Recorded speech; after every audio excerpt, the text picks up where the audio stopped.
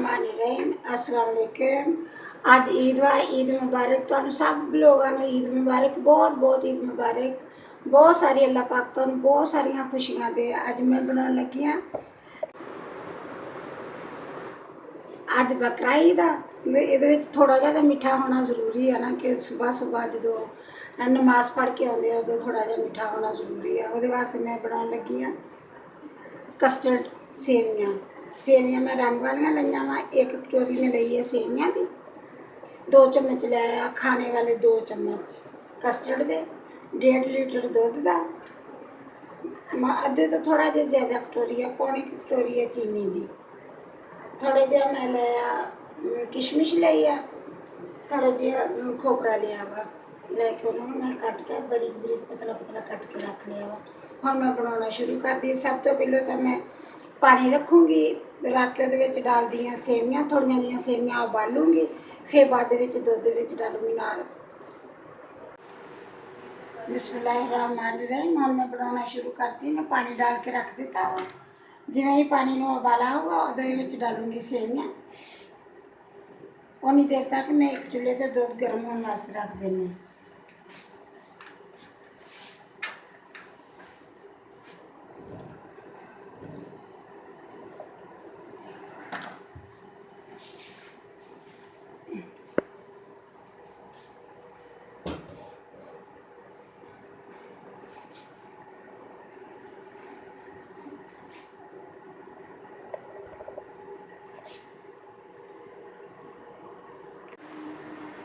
बिस्मिल्लाहिर्रहमानिर्रहीम। दूध में गर्म होना रख दिता। हम मैं डाल दी चीनी।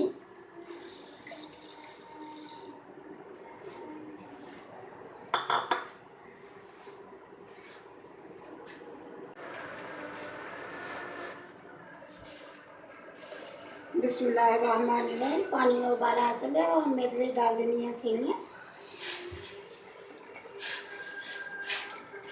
बस जिमें थोड़े जे 2-4 उबाले होंगे फिर मैं इन्होंने उतार लूँ। थोड़िया जी नरम हो जाती ना फिर उतार लूँगी। ये जल्दी गलदियाँ नहीं होंदियाँ इसलिए इन्होंने पहले उबाली दा फिर इन्होंने दूध च डाली दा।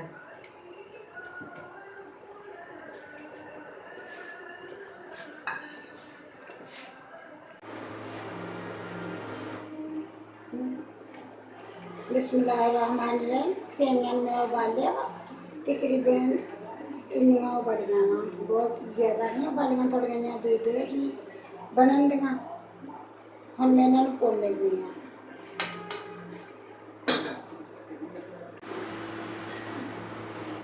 बिस्मिल्लाहिर्रहमानिर्रहीम। जिन्नी देर तक दूध में उबाला होंदा उन्नी देर तक मैं कस्टर्ड बना लेनी है। ये वास्ते मैं अद्धा कप दूध का रखा से ठंडा। मैं स्ट्रॉबेरी कस्टर्ड लिया हुआ। तुसीं जिहड़ा मर्जी लै सकदे सेवियाँ भी जिहड़ियां मर्जी लै सकदे कोई जरूरी नहीं भी रंग वालियां सेवियाँ बेशक बरीक सेवियाँ हो कस्टर्ड वालियां सेवियाँ बना लो वो लै लो। बेशक एक इदां दे रंग एक रंग दियां ही होंदियां वो लै लो उहदे नाल बना लो। मैनूं रंग वालियां अच्छियां लगदियां मैं इसलिए लईआं।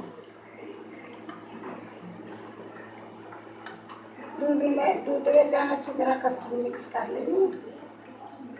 उन्नी देर मेरे दूध में उबाला भी आ जाएगा।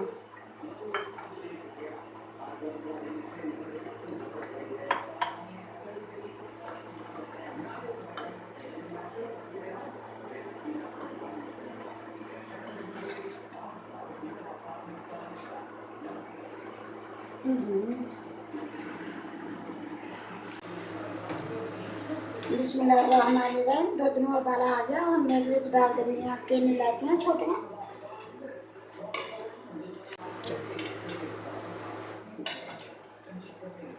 एक उबाला होर होने दूँगी मैं फिर मैं डालूँगी।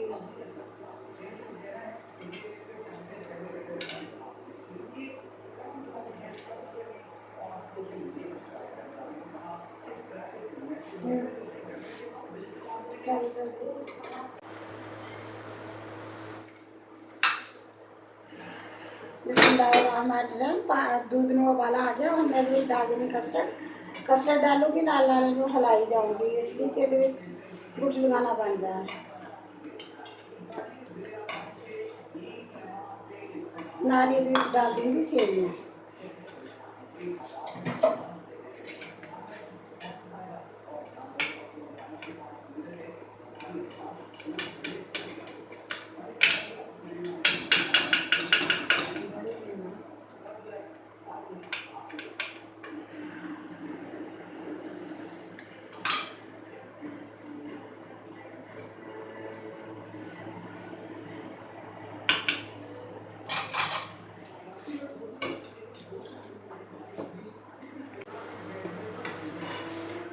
बिस्मिल्लाहिर्रहमानिर्रहीम। ਹੁਣ ਇਹਨੂੰ ਥੋੜਾ ਜਿਹਾ ਮੈਂ ਪੱਕਣ ਦਊਂਗੀ। ਇਹਦੇ ਵਿੱਚ ਡਾਲ ਦੇਣੀ ਆ ਮੈਂ ਮੇਵਾ,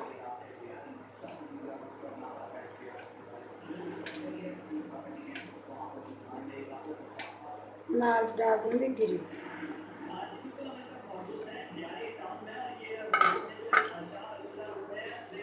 ਹੁਣ ਥੋੜੀ ਜਿਹੀ ਦੇਰ ਪਕਾਉਂਗੀ।